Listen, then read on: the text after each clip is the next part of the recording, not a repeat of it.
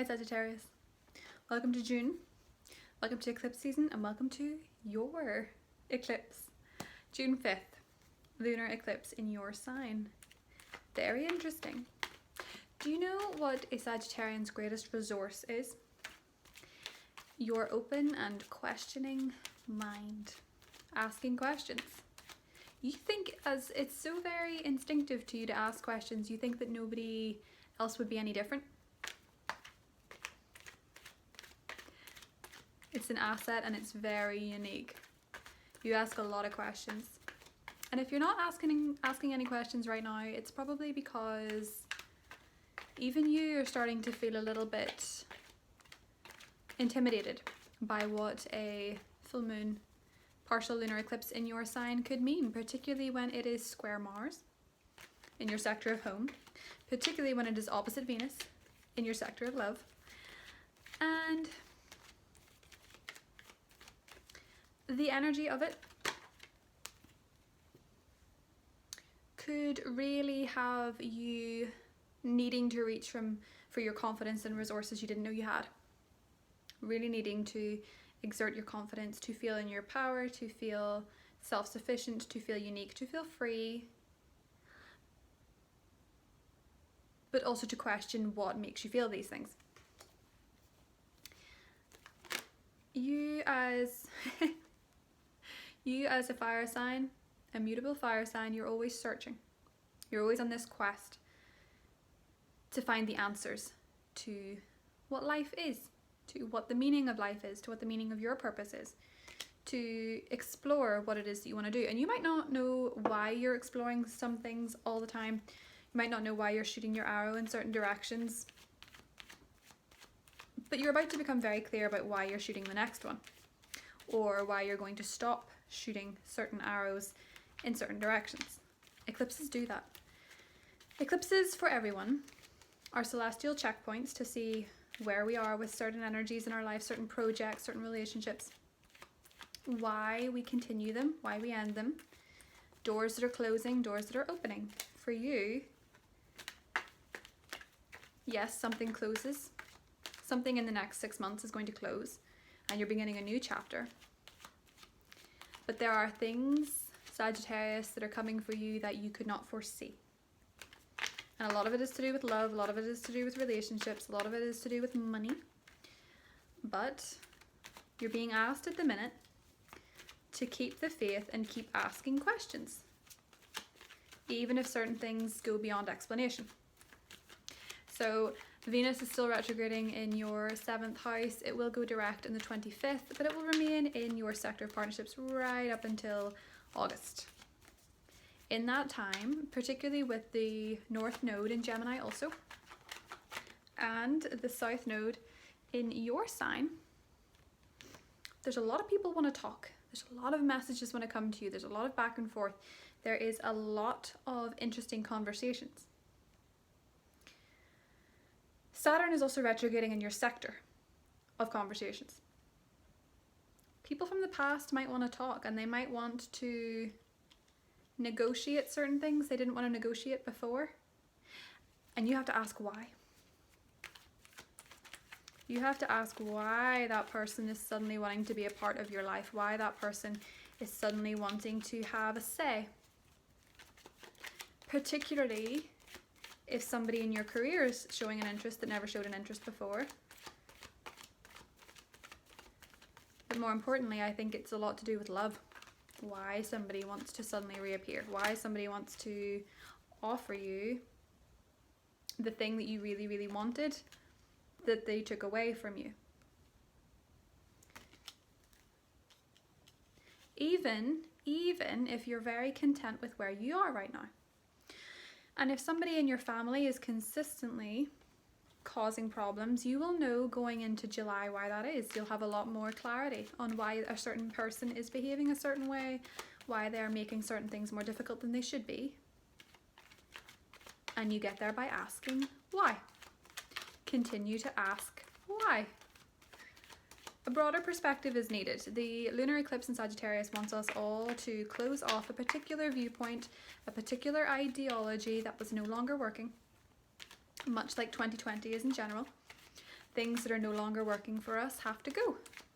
And you guys are okay with closing doors, because you know instinctively, that optimistic spirit, Queen of Wands, that you are glass half full people. You do know that when you open a new door and one shuts behind you, you're more enthralled with the adventure of what's new. And with the lunar eclipse in your sign, a lot of more people are going to want to embrace that energy, and so a lot of people are going to want to come to you for that type of understanding. The difficulty, Four of Swords, the difficulty in this full moon, Sagittarius, is actually that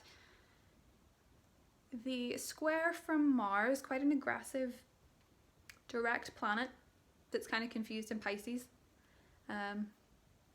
not really much direction on where to go. The confusing thing is that it may feel like people are pushing you and pushing you and pushing you for answers that you do not have yet, and it almost feels sometimes as though when you're asking questions, other people aren't listening to you ask. So there's an element of I told you so around the full moon coming from you, and you can do with that what you want. But with the lunar eclipse opposite Venus, just be very careful that where you thought ties were cut, they may not be, and where you have been reluctant to sever some unhealthy attachments, I think this brings a lot of it to the fore. I think this lunar eclipse in your sign is asking you what you could let go of that no longer serves you as a person in your development. And be very, very wary, again, at the risk of sounding repetitive, of people that don't allow you to ask questions. People that don't allow you to be honest. Where people are stifling your voice, I think you're going to want to rebel. And it's within your rights to do so. Just make sure that you're looking after yourself rather than spiting everybody else, because you want to make sure that anything you do say is said from a point of truth and not a point of trying to get away with something or trying to make a point. So,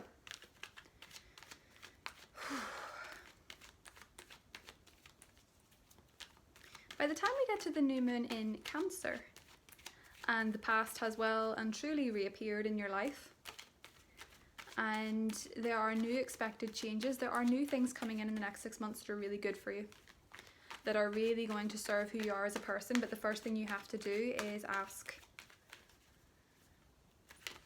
a few questions. It's the only way you know what you're getting yourself into anyway. It's the only way you can start your adventure authentically. But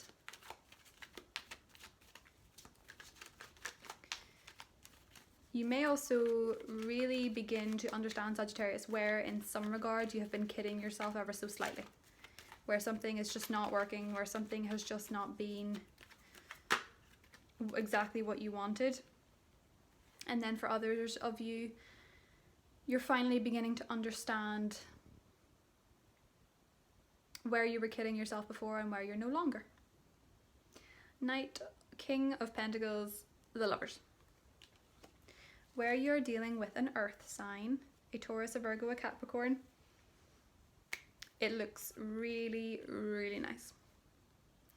Looks very stable, looks very romantic, looks very equal, but still requires a bit of questioning. In some cases, Sagittarius, you can no longer ignore that little voice that is telling you you're being stifled, that you are being restricted, that you cannot be yourself, that you cannot express yourself authentically. And I think you're out. I think you're on your way out. Even if it's not immediate, I think you know where you need to leave behind something that stifles you, something that stops you asking questions, something that stops you being heard. I think for a lot of you it's career. And I think by the time we get to September, you are establishing yourself in something much more fulfilling. Something much more in alignment with your truth, where you feel like you can give all that you have, and you feel that you can express yourself and you can ask for things, you can ask questions.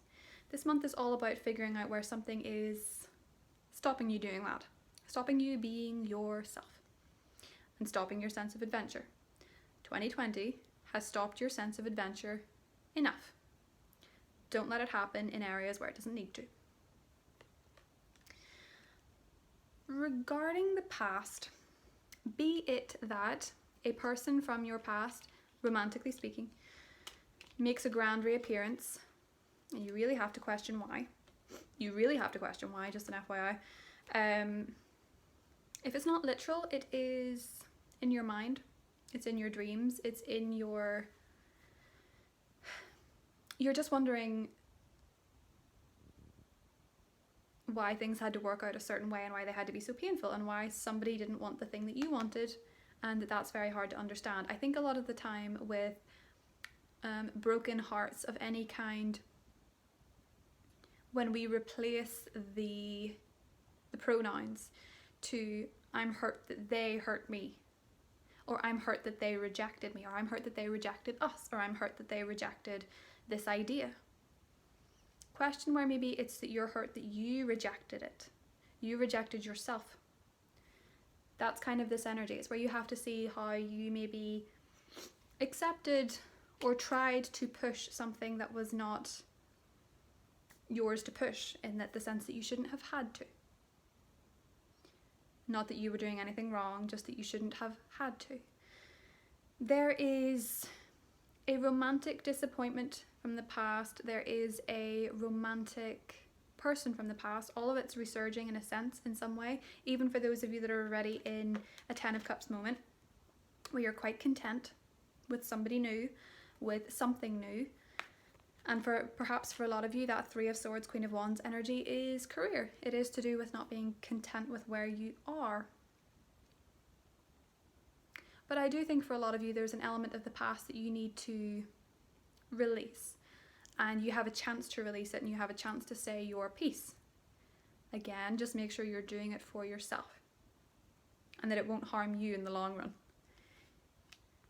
Even if you could spill a few beans that you really, really want to. And for the fox in the chicken coop, the friend that you realise is spilling information that you would rather they didn't, or something that you expressed in confidence turned out not to be in confidence. Sleep on it before you make any big decisions. And again, all you have to ask is why. That is going to be the most illuminating question for you this month. It's just why. Just why things had to be a certain way, or why somebody wants to suddenly play ball, or why somebody is not letting you express yourself, or why you're being silenced. Any situation that makes you feel that you cannot express yourself because you are made to feel like there is something inherently wrong with the way that you're doing it is not for you. You know better. And you can see a little bit further into the future, and you know that there's better coming for you. This is the Merchant card. This is somebody who is seeing their ships come in. That's where you are right now. Within the next 3 months, I want to say July, August, September, particularly in terms of career, I think a lot of you are making a move into a job, into a role that is much more financially better and much more in alignment with what you want for yourself, which is pretty good. And in terms of romance goes, for those of you that are completely single, the June energies of Venus going direct in Gemini is going to be so fruitful for you when you've done the work. Because I think a lot of you are spending some of June, particularly those of you that are single, are spending a lot of June doing the work on what would make you happy romantically, what would be fulfilling but would also be freeing. One that you can go into with an open heart, and I think you're going to be able to do that. Could be with a Gemini, could be with an earth sign. And if you're dealing with an earth sign right now, or someone who is earth, sun, moon, or rising, Taurus, Virgo, Capricorn, I think it's going to get very serious in July. As we lead out of Gemini season into Cancer season, I think it gets very serious. But I also think in terms of work, the contracts that you sign in the next 6 months are also very serious. So Sagittarius, I will see you in the extended reading. Thank you so much for joining me, and I'll see you next month.